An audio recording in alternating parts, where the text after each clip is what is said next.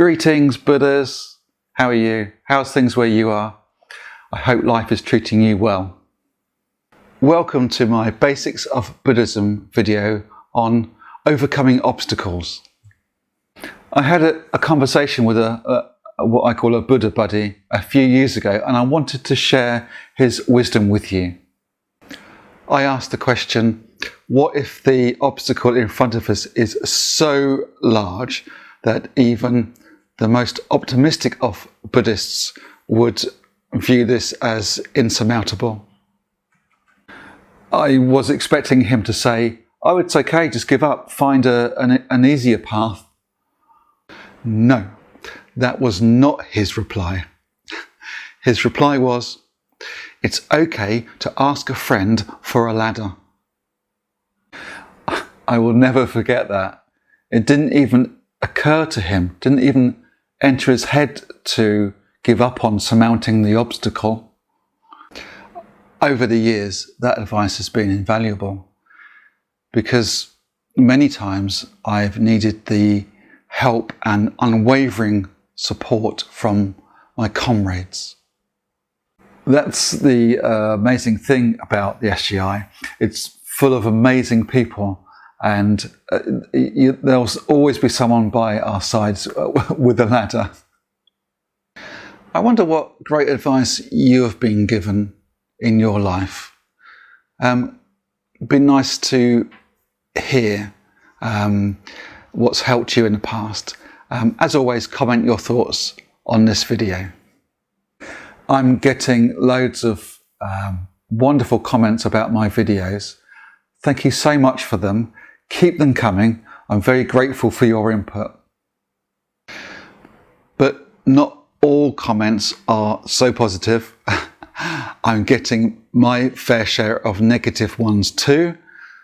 Some of them personal, some of them quite hateful. Why am I telling you this?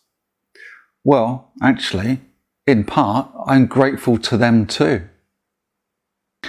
Because whatever the reason for their obstructive comments, it actually creates the opposite effect for me.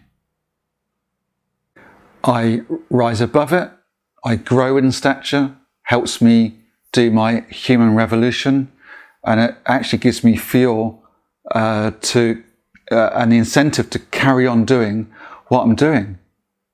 And of course, it says more about them than it does about me, right? When we view obstacles positively, such resistance can really help us, can't it? It can really be a positive.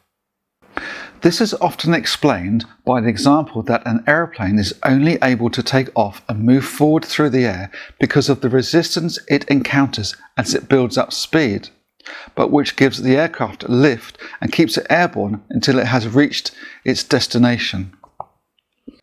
I used my experience as an example, but we all have resistance in our lives. We all have obstacles to overcome, don't we?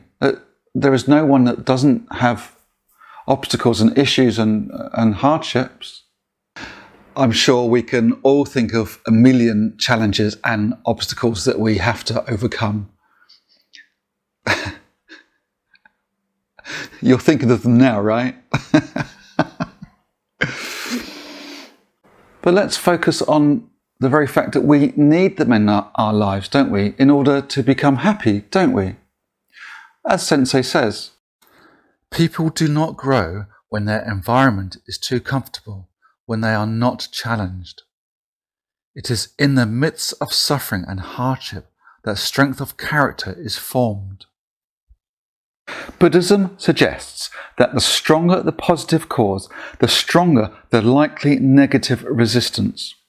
The greatest cause is for the development of the Kozen Refu movement, for the happiness of ourselves and other people, and the transformation of society as we try to reveal our own Buddhahood and to do what we can to encourage other people to reveal their greater potential. I definitely feel that my faith is so much stronger now than it was when I first started to chant. Back then I had zero faith in my ability to overcome any obstacle. Without faith in ourselves, of course, we have no faith in our ability to overcome obstacles. I mean, that's quite obvious, isn't it?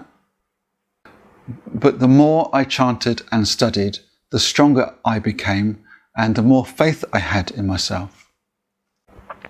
Sensei says, rather than becoming discouraged, know that encountering a wall is proof of the progress that you have made so far. When we first start to chant and face negativity, we can easily stop chanting. We can easily give up. Even sometimes I know people that have blamed their chanting for their issues. I'm an all or nothing person, so I tend to carry on no matter what the negativity. I don't let it stop me. But I do know people that give up quite easily, and some that have given up after they first started to chant because they met with negativity. But chanting Nam Myoho Renge Kyo is powerful stuff, isn't it? It gets to the very core of our being. So no amount of negativity is stronger than our daimoku. Buddhism also suggests that the positive energy of life is always stronger than the negative. There may be something inherent in life which tries to hold us back from achieving our goals and ambitions, but it is not as strong as a creative, positive force which will enable us to reach those goals. A drop of blue ink into a cup will turn all that water in the cup blue. But the same amount of ink into the ocean will make no difference at all. The ink being the obstacle, the small cup signifying our lower life state or our lesser self. When our faith in ourselves isn't strong, then we allow our issues to consume us, don't we? But if our faith was like the ocean, which signifies our higher self, then the same issues will appear totally insignificant, like a drop of ink in the ocean. So it's important to continue making efforts to become stronger in faith, but also acknowledging that resistance will come, much like going to the gym. When we exercise with weights, the resistance strengthens our muscles and helps them grow. Similarly, the difficulties and challenges we encounter along the journey of life enable us to strengthen and improve our lives and our character. By applying our Buddhist practice to facing and winning over challenges, we train and develop our muscles of wisdom, life force, courage, and compassion. I just love that. By applying our Buddhist practice to facing and winning over challenges, we train and develop our muscles of wisdom, life force, courage, and compassion. That's great, isn't it? For me, it's a good practical way of describing how we can use the resistance we have in life in a positive way. These qualities accord with the state of life called Buddhahood, to which Buddhist practitioners aspire. When we view things this way, our problems become opportunities to build a solid foundation for unshakable happiness. I find that so heartwarming. I think that's why I have so much gratitude for my issues. I should treat them as my friend, really, shouldn't I? I'll try anyway. Okay, let's leave it there for part one. I'm sure you have plenty to be getting on with today. In part two, we'll study the 3 obstacles and 4 devils, which Nichiren Daishonin described as being the forces in life that hamper our progress to become happy. As always, this is the point of where I ask you to subscribe. Makes a big difference to me. Thank you so much if you do, or if you're about to. And please share what I'm doing with your friends and your soccer family. I want to reach as many of you as possible. Thank you in advance, and thank you so much to those who have already done so. I'm very humbled and it means a great deal. Thank you. So until next time, Happy chanting!